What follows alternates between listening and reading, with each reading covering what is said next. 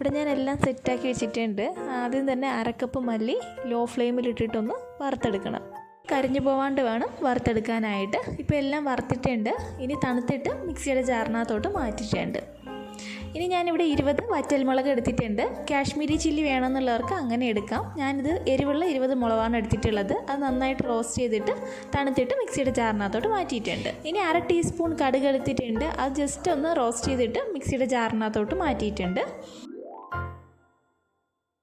ഇനി ഇവിടെ 2 table spoon വീതം തോരപ്പരിപ്പും ഉഴുന്നുപരിപ്പും കടലപ്പരിപ്പും എടുക്കുക. 1 ടേബിൾ സ്പൂൺ ജീരകം എടുക്കുക. 1/4 ടീസ്പൂൺ ഉലുവ എടുക്കുക.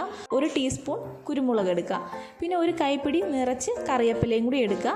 ഇത് നന്നായിട്ടൊന്ന് റോസ്റ്റ് ചെയ്തിട്ട് തണുത്തതിന് ശേഷം മിക്സിയുടെ ജാറിനകത്തോട്ട് മാറ്റാം. ഇനി ഫ്ലെയിം എല്ലാം ഓഫ് ചെയ്തിട്ട് 1/4 ടീസ്പൂൺ കായപ്പൊടിയും 1 ടീസ്പൂൺ അളവിൽ മഞ്ഞൾപ്പൊടിയും എടുത്തിട്ട് നന്നായിട്ട് ഇതൊന്ന് റോസ്റ്റ് ചെയ്തെടുക്കുക. പാൻ നന്നായിട്ട് ചൂടായിരിക്കുന്നത് കൊണ്ട് തന്നെ പെട്ടെന്ന് പൊടികൾ മാത്രം ഇടുമ്പോൾ കരിഞ്ഞു പോകാൻ ചാൻസ് ഉണ്ട്. അതുകൊണ്ടാണ് ഫ്ലെയിം ഓഫ് ചെയ്യാൻ പറഞ്ഞത്.